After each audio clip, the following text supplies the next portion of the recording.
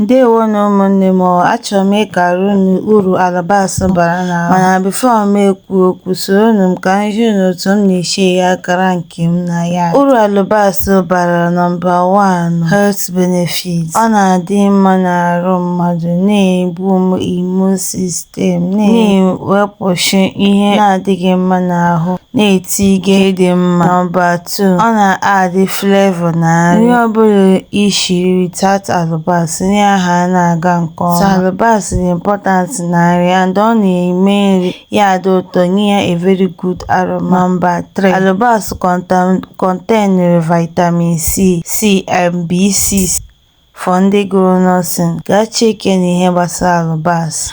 Alabasị, ana m like ndị mmadụ na-abịa na-asị na ha na-eri alabasị, alabasị bụ ezigbote ihe, ezigbote ihe dị mma mmadụ ga-eji na-ekwu na onye nta kwesịrị na-eri ya. Ọ na-eri alabasị ma na ihe ọjọọ mere.